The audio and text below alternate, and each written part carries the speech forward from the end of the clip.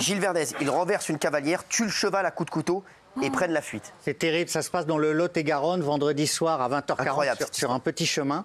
Il y a une cavalière effectivement qui est sur sa monture, elle est percutée par l'arrière par un véhicule. Donc elle se sent mal, elle perd connaissance, elle va être transportée à l'hôpital et son cheval est retrouvé dans un ravin. Mais son cheval est retrouvé avec des coups, beaucoup de coups portés par une arme blanche. Ça veut dire que ce n'est pas le choc. Est-ce que quelqu'un l'a achevé? Il va y avoir évidemment une autopsie. Le corps du cheval a été rapatrié pour savoir ce qui s'est passé. Elle, comme elle a perdu connaissance, elle ne sait pas s'il y avait une volonté d'agresser le cheval, de le tuer après. Enfin, c'est une affaire dramatique. Mais visiblement, le cheval a été achevé après l'accident. Incroyable. Et dans le même style, 2 hommes poignardent une promeneuse pour lui voler son chien. Oui, alors ça se passe dans le Val de... C'est à Maurice. Ah pardon. Oui. Je suis désolé Gilles. Non, avec plaisir. Mais vous avez peut-être d'autres informations que j'ai pas. Alors je le fais rapidement. Donc c'était vers 5h du matin à Villeneuve-le-Roi dans le Val-de-Marne ce week-end. Et vous avez donc une jeune femme de 25 ans qui effectivement va promener son chien. En fait, elle doit rejoindre un ami qui sort de soirée, mais elle n'arrive jamais au lieu de rendez-vous.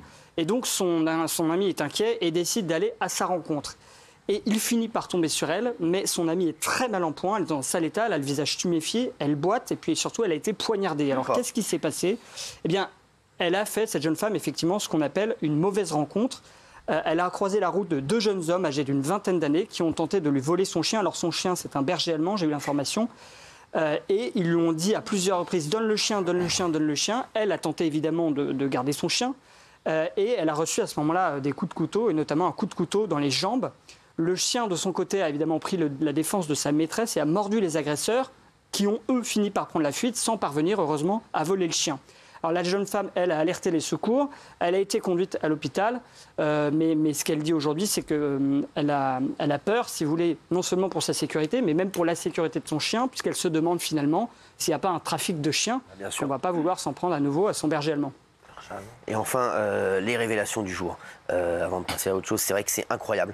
Horreur à Marseille, un ado de 14 ans recruté pour tuer et gagner 50 000 € à 50 000 €. C'est donc des tueurs à gages de 14 ans. Hein. Michel Marie, racontez ça à nos téléspectateurs. Vous allez halluciner. C'est une histoire incroyable qui se passe en 3 temps. Premier temps, on a un type, le personnage central est incarcéré, il a 23 ans. Il est au quartier d'isolement de la maison d'arrêt d'Aix-en-Provence. Et malgré sa situation carcérale à l'isolement, il gère ses affaires à l'extérieur. C'est un narcotrafiquant. Et il veut régler, il y a une guerre de gangs entre la DZ Mafia et le camp des Blacks. Et ils se battent depuis longtemps pour un point de deal qui est situé à la Cité des Moulins, dans le quartier de la Belle de Mai, à Marseille, dans le 3e arrondissement. C'est des points de deal qui rapportent environ 80 000 € par jour.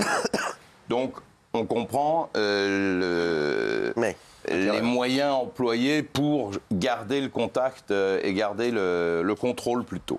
Donc, ce détenu recrute sur un site, sur Telegram, recrute un mineur de 15 ans pour aller régler, pour aller mettre un coup de pression à un type du clan adverse. Donc il a une adresse, c'est dans une cité, c'est toujours les mêmes endroits, la cité Félix Piat.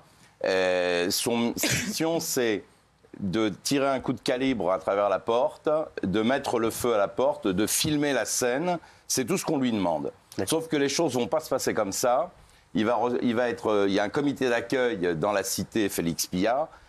Il est fouillé, on voit qu'il a une arme, qu'il a de l'essence sur lui, etc. Il se fait tuer de 50 coups de couteau et il est brûlé vif in situ.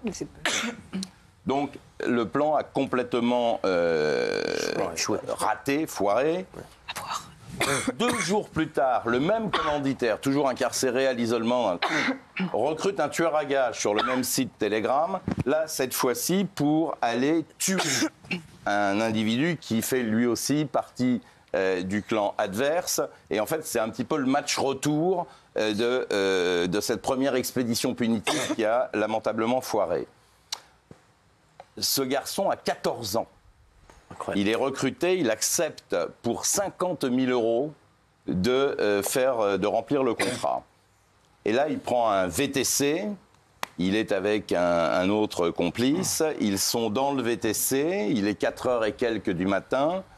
Et il croit voir dans la rue la cible qu'il est venu abattre. Et donc, il va demander au chauffeur du VTC de s'arrêter. Sauf qu'à mon avis, dans la voiture, ça, j'ai pas le détail, mais je l'imagine, ils n'ont pas dû être très discrets sur les raisons de leur présence dans ce véhicule. Et là, le chauffeur, qui est un type bien, qui s'appelle Nassim Ramdan, refuse de s'arrêter. Il comprend ce qui se passe et il refuse de s'arrêter. Même mieux, il accélère. Et là, le mineur de 14 ans sort son arme, qui est un 357 Magnum, le braque, lui dit « arrête-toi », l'autre ne s'arrête pas, il tire et il le tue. Et là, la voiture va finir dans le mur d'une école qui est située un petit peu plus loin. Le tueur prend la fuite, enfin les deux individus prennent la fuite, les deux gamins prennent la fuite. Et alors, là où on est dans le 3e acte, il se planque parce qu'il y a du monde, le coup de feu a fait du bruit, la voiture accidentée a amené du monde aussi. Donc il se cache et il va appeler le commanditaire, donc son employeur, pour lequel il a fait tout ce travail, soi-disant, en lui demandant de l'exfiltrer. En lui disant, voilà, je suis caché à tel endroit, je me suis débarrassé de l'arme, elle est dans une poubelle à tel endroit, envoie-moi une bagnole, viens me chercher. Et là, le commanditaire, toujours à l'isolement dans sa cellule, appelle la police et balance son employé en disant, voilà, le tueur, il est à tel endroit, l'arme est dans la poubelle à tel endroit. Les policiers arrivent, trouvent l'arme, trouvent le mineur qui a 14 ans et le placent évidemment en garde à vue. Et du coup, le commanditaire a été extrait pour être mis en examen puisqu'il est le commanditaire. Et là-dessus, on ne comprend pas très bien son raisonnement juridique. Il est un peu alambiqué, mais toujours est-il que voilà, on se retrouve à 2 jours d'intervalle avec 2 affaires épouvantables à Marseille, où à chaque fois on a des mineurs de 14 et 15 ans qui sont impliqués dans des affaires extrêmement graves. Et tellement jeune d'ailleurs que ce tueur à gages de 14 ans, on ne peut même pas d'ailleurs le mettre en détention provisoire. Donc, alors on a pu le mettre dans un centre éducatif fermé. Non, ça c'est le premier, le complice du premier qui a été placé dans un centre éducatif fermé. Le deuxième, a été mis en examen et incarcéré. D'accord, à 14 ans.